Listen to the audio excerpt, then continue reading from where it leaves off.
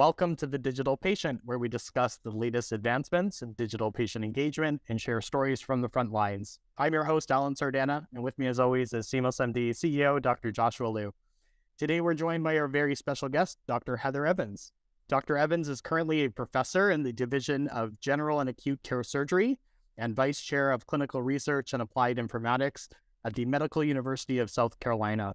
In addition to her practice of trauma surgery and surgical critical care, she also focuses on minimally invasive general surgery, including laparoscopic hernia repair. Prior to joining MUSC, Dr. Evans served at the University of Washington, where she led a multidisciplinary research team, leveraging mobile health solutions to improve the early diagnosis and treatment of surgical site infections. Dr. Evans' work has been featured on National Public Radio, in the Seattle Times, the Bulletin of American College of Surgeons, as well as on iHeartRadio and Al Jazeera America. She is currently working with the MUSC Center for Telehealth on a new remote wound monitoring program for surgical patients, building on the successful MUSC remote patient monitoring system for people with COVID-19. Dr. Evans, Heather, welcome to the show. Thanks so much. I'm really excited to be here. I really enjoy getting to talk about the work, and especially with folks that are also on the cutting edge of developing things that are directed at improving care for patients and their own experience. Well, we really appreciate that. And honestly, it is fantastic having you on. You have been a pioneer in this field for a number of years now. Where I wanted to start the conversation, though, I believe from some of my research, you had originally been keen on pursuing the arts in some form, and I think it was creative writing. But I'm so curious, what drew you initially to medicine? Well, I have to say, the story is a little more complicated than that. And I thought from a very young age that I wanted to be an eye surgeon. I saw the body human when I was, I think, in kindergarten. It's one of these shows. I've tried to look up on YouTube, but I don't know if you can actually find the exact episode that I saw, but they were talking about really cutting edge, amazing surgery to replace cataracts at the time, replace your lens. And I thought that that's what I want to do. So I was determined that I was going to go to medical school when I was really little. And some of that also came from the fact that my dad was an MD PhD. He was a scientist at NIH. And growing up, so I was around science all the time and around discovery and this idea of coming up with new mechanisms to describe what actually was happening in the world.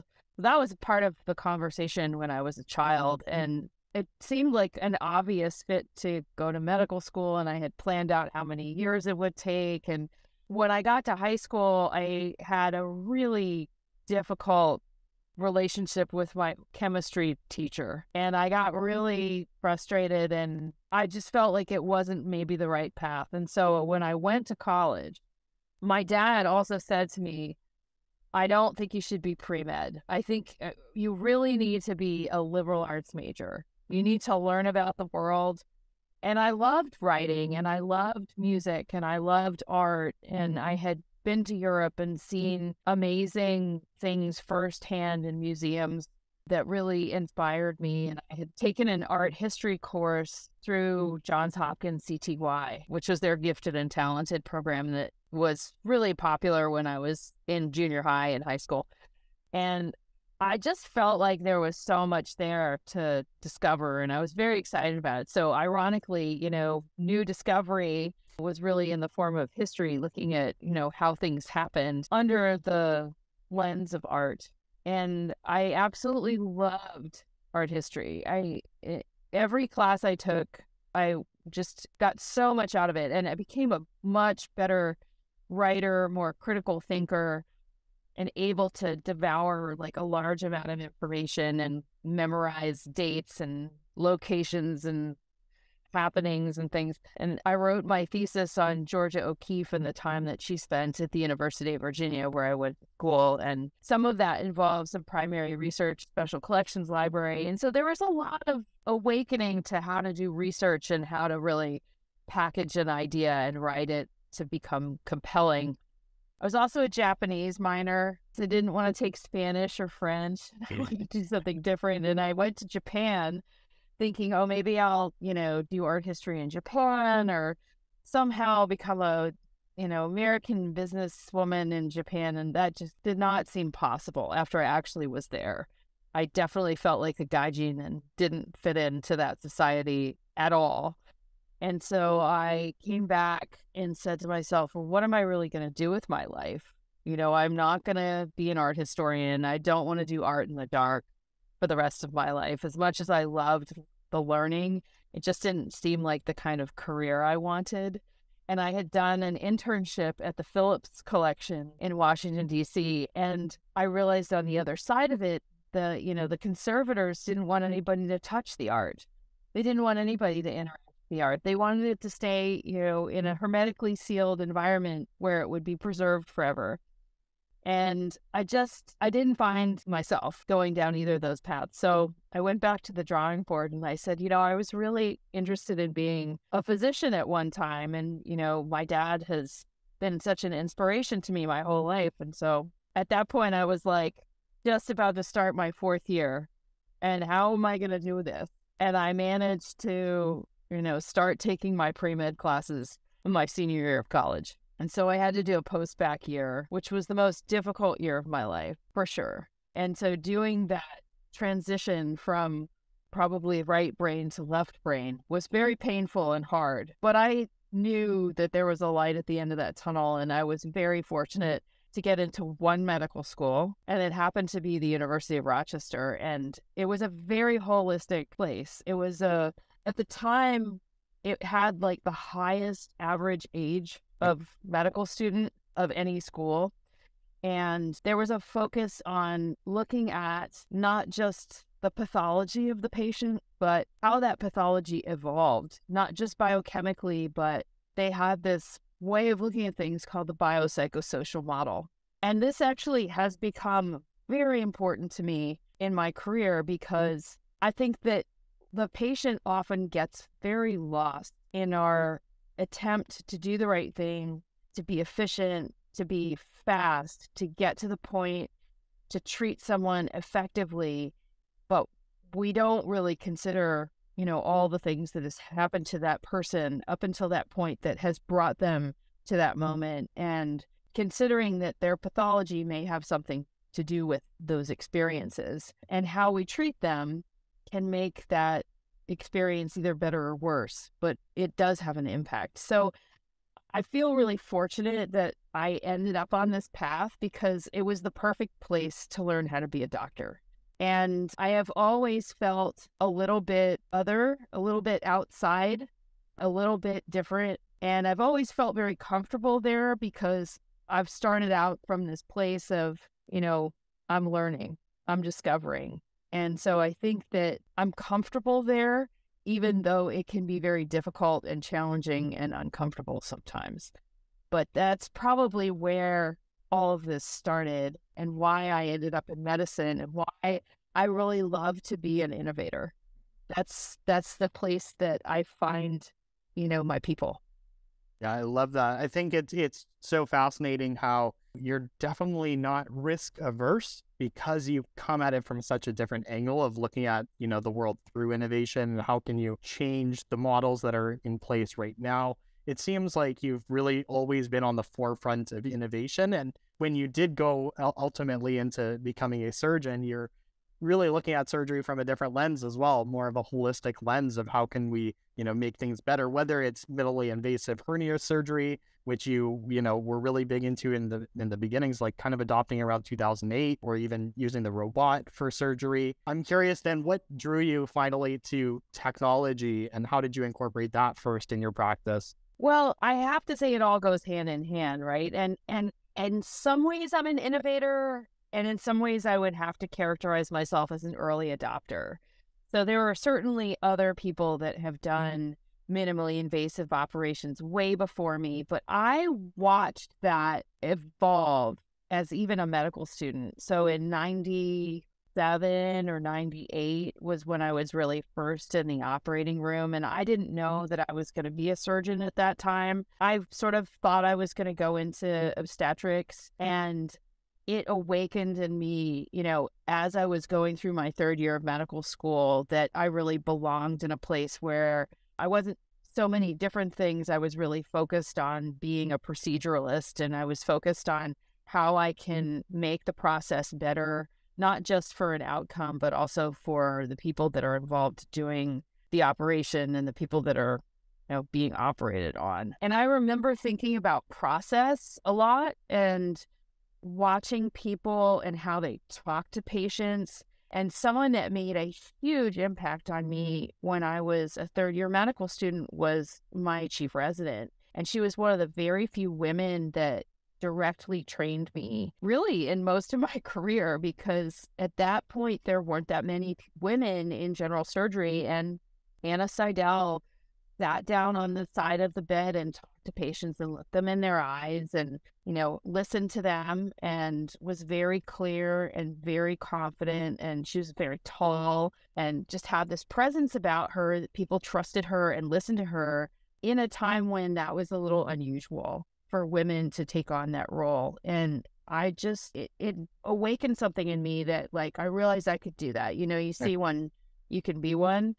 And I didn't have many other role models like that throughout my training, but I didn't necessarily need them because I saw a lot of that in the men that I worked with too. And I looked out for people that, like, my first week of medical school, Howard Beckman was a family practice doc at the University of Rochester. He wrote some really great research on listening to patients and the time you have to take to hear people. And he said to us, our first week of medical school, he said, look for the healers. And I mean, that still resonates with me. I think about that a lot. Now, what does that have to do with innovation? Well, I mean, we're always trying to figure out how we can reach people. And I think whether it's that you're doing less, bringing on less discomfort, less pain, doing it in a slicker way so that it doesn't mean that you're staying in the hospital, you can go home after your surgery, your pain is less, that your activity level can be higher, that you can get back to work sooner. I mean, all those things are so meaningful, and applying technology and applying innovative processes to improve care,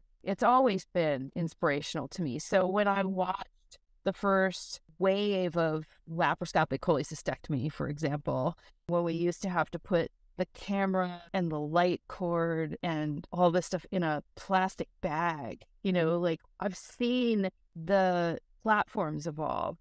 I've seen how the technology has gotten slicker and streamlined and more sustainable, right? And I've seen then with the adoption of robotics, which was not accessible to me in my previous job, because we didn't have a robot. So I was kind of this little island in Seattle where I was the only one doing minimally invasive hernia repair at the public hospital, whereas across the water, some of the folks over there were doing these really advanced laparoscopic cases. It was a very exciting environment. And so I forged some really strong mentee mentorship kind of situation with Andy Wright, who is the head of the minimally invasive fellowship at UW. And he and I are such close friends. And I really just so valued the relationship that he and I had, because he awakened me to what was possible and gave me the confidence that I could be this island. I was the only one doing those things over at Harborview. So when I moved to MUSC and I had the chance to adopt the robotic platform, I jumped at it. And that has just been such a joy and such a real stretch to my skills because of the things that I can now do. And I'm doing more and more complex hernia operations. And I mean, I'm not an innovator. Like, people are already doing that stuff, but I'm definitely an early adopter. And I feel like as much as I can, I want to contribute to that early adoption so that we can get it in more the mainstream, because what we could do for patients is really improve the experience that they have. Flip side, I think technology can get in the way. And I think that, you can lose sight of trying to solve the problem because it's fun and we love the mobile phone or we love the robotic platform. And you have to maintain some reason and how it really fits into how we care for patients. And if it ever gets in the way and makes it harder for people, then it's not I mean, obviously that's not worth it. So I think we have to be really deliberate about the choices that we make and be very critical about what technology adoption does to the patient, surgeon, or doctor patient, or doctor relationship, doctor to other provider relationship. There's a lot that stands in our way when we've added this layer of technology. I'm almost embarrassed to admit this, but I have recently started binging on New Amsterdam on Netflix. And I mean, I'll watch a good medical show. Okay. I'll admit to that. And of course, it's very hard for me because I end up being critical about the things that they get wrong. But one of the things that this theme that they developed was that they were going to get rid of computers and screens in patient care areas. And what a disruptor that would be to the work that I do. And I thought about it and I, obviously viscerally was like, oh, that's not, no way would it ever work. But I watched the storyline play out and I understand the impetus for this theme, right? Like there is a problem. I mean, I see it at my dinner table, right? Put your phone away and talk to me. And I do think that at the heart of this is that we all want to be able to have this kind of exchange, this kind of communication, to really listen to each other and hear what's going on in each other's lives. And if there's a screen between us, it's not going to be as effective. And so I took away from that some caution, like with all of these developments, we still really need to maintain that true connection to the people that we care for and care with. Otherwise, what's the work? It's not meaning. Absolutely. And Heather, when we think about innovation and I remember like I first met you because of your being a pioneer for mobile health and surgery. And you're, I think, well known in this space for kind of being an early adopter and an innovator for specifically remote wound monitoring through the mPOWER initiative, which I believe you started when you were at the University of Washington. I think it's an amazing story, and I think really helped advance the sort of field forward. Love to get maybe the origin stories, and for folks who are unaware, what is mPOWER? How did you start, and what did you learn from that? The story that I always tell, and thank you, by the way, for those very kind words. The story I always tell is this. I remember sitting in my first office as a attending, very small little closet with a window behind me, and I started getting emails from patients. Now, this is a time when, we didn't have a patient portal. That didn't exist.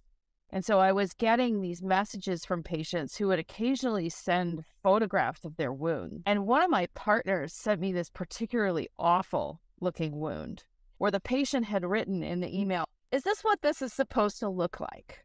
And that just stuck with me. I mean, I still have the picture and I've been thinking about it ever since. This is 2007, maybe 2008. And I got my first iPhone in 2007. So if you think about the time that we were living in, the circumstances of our technology, what we were able to do with communications, it was so primitive that a patient really only had email, that we weren't even texting photos at that time. And so it was a profound communication to me. Like, we can do this, but we need more than just the photograph. Like, I want to be able to track this over time, and I want to know how it changes. And I want to understand how I'm going to be able to make this better for patients and keep people from getting these infections. But I can't even start to do that if I don't know who has one. And so this is an idea that I had batted around. Eric Van Eaton was one of my partners, and he's been really a transformational figure in EHR development, in creating tools for physicians to be able to use the EHR better. He and I talked about this very early on, and he was keen on it too. And just to hear him, I really respected his ideas in technology and in integrative processing. But it wasn't until probably 2009, I think, I got some funding. I was a K-12 awardee through the University of Washington through the Comparative Effectiveness Research Program that was funded by PCORI. And Dave Flum was one of my mentors, and he sent me this kid one day. He said, "Now, this is a medical student who's been doing some, surgical infections research. I know you're interested in that. And, maybe just meet with him and see what he wants to do. So Patrick Sanger came to my office and he said, well, I'm really interested in creating tools in the EHR that identify when patients have infections, specifically healthcare-associated infections. And I've been working with Paul Pottinger over at the University of Washington, who is the infection control guy there. And, we've created this way to sniff out who has a catheter-related bloodstream infection. And I think if I do this again, I'm going to get a spot in the residency program here, because that's what I want to do. And I was like, Patrick, let's think much bigger than this. Let's do something really crazy. Let's put this detector in the hands of the patients. Let's get patients to tell us when they have an infection. And he said, that's really interesting. I said, do you think that we could build like an app to give to patients so that they could go home from the hospital and they could take pictures of their wound and they could send it to us and we could monitor what happens over time? And he said, yeah, I could definitely do that. So Patrick's a really weird guy too. I love Patrick because he was actually an architecture student who decided to go to medical school. And so Patrick had this unbelievable set of design skills and decided to go into the biomedical informatics program at the University of Washington. And he started out thinking he was going to get a master's, but very soon after starting that, he's like, I'm going to take the time to get a PhD. So I had the benefit of having Patrick with me for over 3 years. So Patrick and I worked together for a long time to sort of figure out how we were going to do this. And then we found our team. Then we found some people that actually were doing user-centered design, that were doing biomedical informatics research, that had a group of people up and willing to do this kind of stuff within the University of Washington. And we were kind of a skunkworks team in a way, that we didn't work with the EHR because we very quickly figured out that in order for us to be innovative and really, really cutting edge, we had to be outside of the system. And I know we're probably going to get into this at some point, but this was really the tension between the stability, security, privacy, and zero downtime environment that we live in as medical informaticists that practice medicine versus those of us that really want to push and change and grow and refine and open new ways of communicating with each other. And so that was my first experience when I met Bill Lober at UW, that I understood that you have to be a little bit subversive to be able to do this work in the beginning. You have to push these standards and acceptable use and just have to be on the edge of what is allowable to be able to create something that's really different and new. So that was the beginning.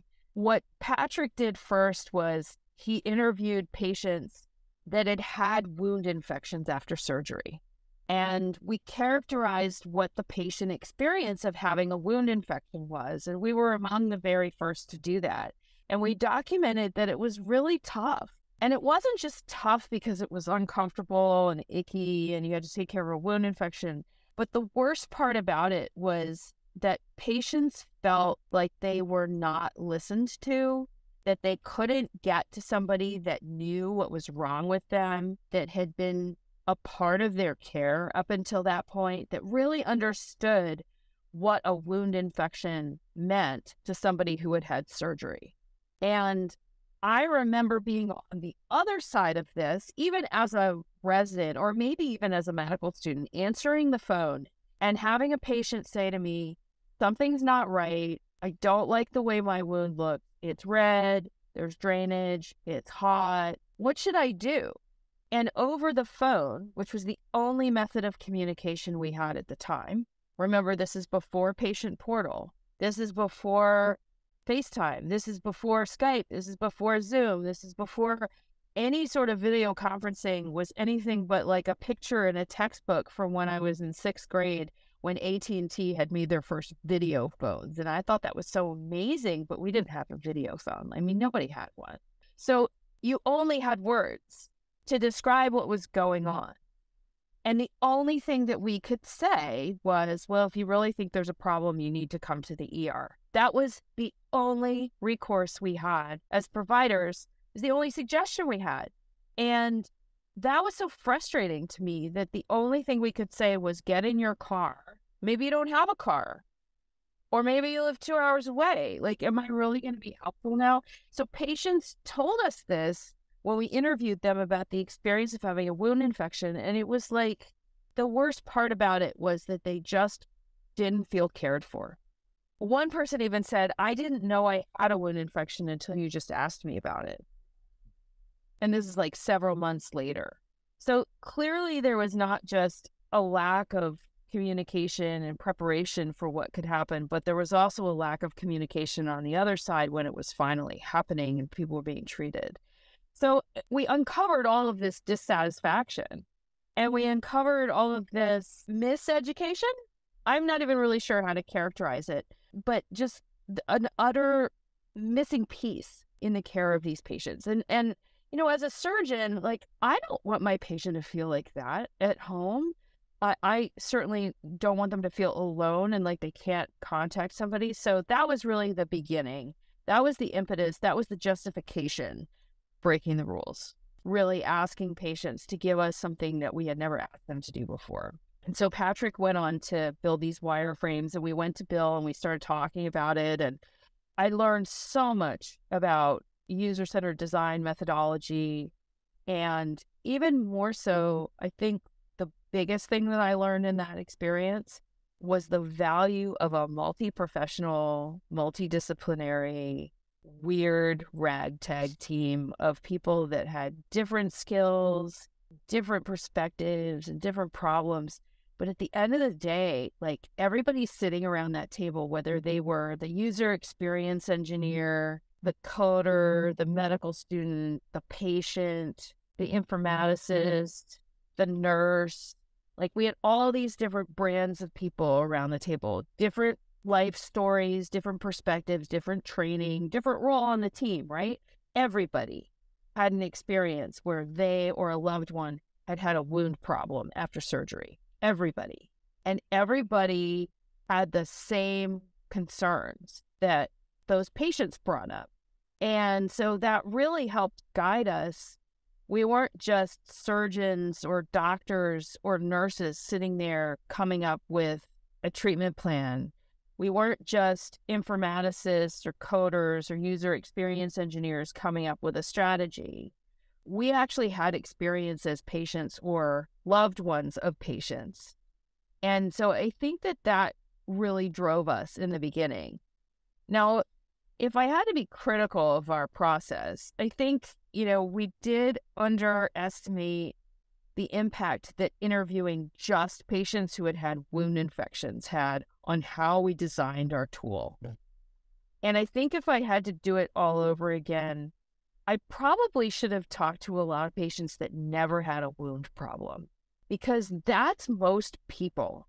And to be honest with you, we built a tool that worked so wonderfully for people who had a problem, but it wasn't really as helpful or as impactful for people that just went about their way and their wound healed as it was supposed to. And I think if I was going to do it all over again, I would have spent more time thinking about what do those people need, because we didn't serve them. And I think that when you look at, you know, making a product that's really going to hit the most people and make the most change, you probably need to think about the normal folks a lot and what their process looks like and how to make them feel good about what's happening. Because they still have some of the same questions. Like, is it supposed to look like this? Is it supposed to feel like this? Who do I talk to? Who's answering the phone? Who's on the other end of this line? At this wound, they have all the same questions, but they have different needs, right? They need reassurance. They need to go home and say, yep, my doctor thinks that I'm okay. And I think if we had designed the tool to be able to give that kind of immediate feedback in a better way, I think it would have been even more successful. You learn a lot from things that don't work as you intend or failures. And I think that that's probably the biggest message from mPOWER. That and the idea that, man, it is just really hard to change physician work process. It is just almost impossible to change us. And to ask us to do something else when we're being asked to do more and more all the time. I think we underestimate even how many times we log in to the EHR a day and how much time that takes. There have been studies about that kind of administrative overload that you end up accumulating, just the sum total of the minutes that it takes you to get to where you need to be, right? All of that transportation time is basically what it is. I got to get to work. I got to get in the car. There is something enjoyable about commuting, but, not always. But all that time it takes to get to where you actually need to be. I think we really have done providers a disservice by asking them to do more and more and integrating less and less. So in the end, mPOWER is a failure because we couldn't integrate it into the physician's work process. And I think it goes back to that initial choice of being skunkworks and not working with the EHR folks and not integrating with Epic or Cerner or Allscripts or whatever EHR it is that you're using. So, if you were going to ask me, like, what really is where the rubber meets the road and where we're going with all of this stuff, it's that. I think that the integration is everything. And the less that you're going to do that's going to get in the way of a person delivering care to somebody else and being able to listen to their problem and be creative about the solution, the less you interfere with that process, the more successful it's going to be. Heather, can I ask you, let's say something like mPOWER is integrated with the EHR. I guess one of the other roadblocks we've seen with the adoption of mobile health or digital health solutions is that it still does require change management. It still adds something to the clinical workflow. And, we come across clinicians who might say, well, Heather, I didn't sign up to do this. I wasn't expecting to have to put in this extra effort after discharge to check in and see how incisions are doing when the patient goes home. And I know like people like us in this room, we're willing to change how we do things because we think it's better patient care. But the reality is, as you know better than we do, there's so much more constraints and resources for healthcare. There's nursing shortages and staff burnout and all that. So, and any thoughts on if we're to make something like mobile health, viable going forward for the healthcare system? Are any ideas on or suggestions on what should be done differently, whether that's policy, reimbursement, or other things that should be done more broadly? Any guidance on what people should think about to adopt it? Thank you for throwing in policy or reimbursement because I was going down a totally different depressing road, but I would say definitely, I think if we learned anything from the experience of the last several years during the pandemic, the reason that we were able to make telehealth such a focus and a real conduit for continuing care was because we changed reimbursement. There is absolutely no question in my mind that there would have been no sustainability whatsoever and no uptick if it hadn't been for that. So I think that the government recognized that and made a very fast move in that direction. Now, the challenge is now we're out of these dire circumstances that led to us sequestering in our homes and reducing in-person clinic visits. And now we've learned that all that is possible, but where does it really fit in to how we care for patients? And how do we make digital health interactions meaningful, safe, effective, and maybe not the same as interactions in person, but when there are particular constraints or preferences, there are scenarios where you can very easily see that those are preferable interactions to in-person interactions. And to be able to integrate that into the care that we deliver and figure out right place, right time, I think that's really where we have to focus, because not everyone is going to be open to having a virtual visit. Not every encounter is appropriate to be done virtually. But I can give you scenarios, like even to the degree where you would think a cancer diagnosis, you want to talk about a cancer diagnosis on virtual visit.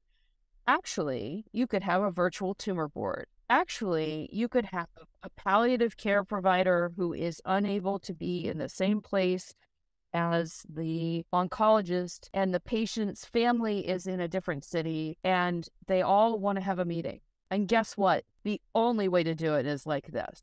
That's powerful. That brings a degree of specialized care and personalized care and meeting patients where they live. That's the kind of thing that I want to see integrated further in our healthcare. Trying to make everybody have a virtual follow-up visit is never going to happen. But trying to make everybody come back to clinic doesn't work either. I mean, look at the recidivism or the loss to follow-up rate in emergency general surgery and trauma is incredibly high. Caroline Ranke at Carolinas Medical Center or Atrium Health did a fantastic study where they compared the patient experience and the provider experience between an in-person follow-up visit and a virtual visit after emergency general surgery, like appendicitis, appendectomy, or lap chole. And they found that there was no concern about safety, that there was a very high degree of patient satisfaction, and that there was actually a lot of indication that patients preferred it because of its convenience factor for them. And I don't think that we can discount that. I mean, if anybody, all of us have had to go to the physician's office and sit there and wait. To sit and wait in your home or your office at work or your car is so much more acceptable than having to wait in somebody's waiting room after you've driven there and taken your kids to have somebody else watch them and lost a day of work. I mean, it's transformed a lot of interactions for patients. And I do think that there's a way to make this workable for physicians too. And the flexibility of being able to see somebody when you have a half an hour in your day, maybe not on your clinic day. I have a good friend, Spahagan Nicolian at OHSU, and he has an entire preoperative virtual clinic for abdominal wall reconstruction. And he even has, follow-up visits, virtual follow-up visits where he gets patients to pull their own drains at home. I think that when you really try and meet patients where they need you, the location, the scenario, the emotional need that they have, the kind of care we're able to deliver is really transformative. So I don't know if that really answers the question, but I think that's where we should be going, is still seeking out the place where there was an unmet need. There was care that was being missed, whether it was geography or time or space or comfort level. There were patients that we were not getting to. And I do think that there's a way to stretch and reach them now where we didn't have that before. And Heather, I know everyone is still learning the right way to do this, but I'm curious from what you and the team at MUSC have learned about telehealth. Let's maybe focus on surgical post-op. That's one of your expertise. Any learnings about, in terms of how you're educating and supporting surgeons on what the right practice is? Are you providing guidance on, hey, you know what, we should be suggesting like virtual follow-up unless otherwise requested by a patient, or are there certain criteria in which you're advocating for more based on a patient situation? And I'm just curious how the group is thinking about, any guidance you may or might not provide at this time to surgeons. There are a handful of procedures that probably don't fit into a virtual follow-up visit. And the criteria would be things like, I need to remove sutures and I really need to make a judgment call as to whether or not that's appropriate, or maybe there's something that's evolving that I need to see in person and touch. But for the most part, I have basically moved to talking to my patients in pre-op when I'm about to wheel back to the operating room and say, I'm seeing most of my patients virtually as a follow-up visit. Would you be comfortable with that? And I think that when you approach patients like that and you say, I think you would be a good candidate for this, and you would be able to see me and we would be able to talk and I would be able to, judge whether or not things are going well. I just had so many patients that were coming back after really uncomplicated, minimally invasive hernia surgery saying, is that it? You're just looking at my wounds and everything's fine. I said, yeah, that's usually how it's supposed to go. Lap chole, lap appy, like all of these bread and butter general surgery cases, there's really nothing to do in person. But there are still patients that would prefer to see me. And I don't have any problem with that. I think one of the things that I found that was really exciting during the pandemic, though, was that when I had virtual visits, they were meaningful. People could talk to me, and we spent more time in conversation than me educating. And I felt like it was a very different experience, and I think there's a lot of value in that. And even now when I do virtual follow-up visits, I ask very few questions. I just want to know how people are doing. And they tell me. And I feel like there's some kind of connection that you get that way that is different than if someone comes in the office.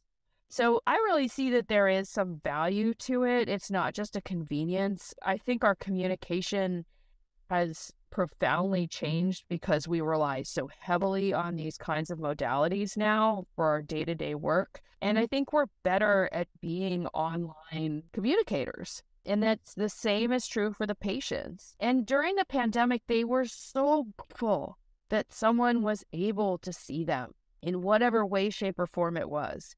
And I think we all grew very uncomfortably through that time together.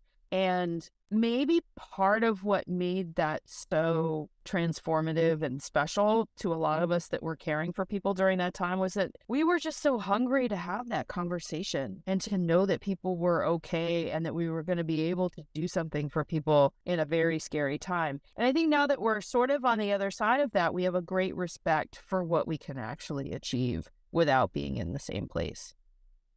Heather, just being mindful of your time, we're going to flip over to what we call the Fast 5 lightning round. But I do want to say to all of your points there, it sounds like you've learned a ton over this experience of implementing these novel technologies and really getting into the nitty gritty of, what is it like from a workflow perspective? What do patients actually prefer? And how does that interaction work between a physician and a patient? I think that's really wonderful and so insightful for our audience to take away. But just being, again, mindful of your time, let's flip over to the Fast 5. First question we have, what is your favorite book or book you've gifted the most? I don't give books. It's such a personal thing to me. I mean, the one that comes very top of the list is probably Tree Grows in Brooklyn. I read that a very long time ago. I still love that book, but I read voraciously, but very privately. I love that. Question 2, who is a person, either dead or alive, you'd love to meet? Oh, that's so easy. Georgia O'Keeffe, 100%. Yep. Nice. Question 3, would you rather have super strength, super speed, or the ability to read people's minds?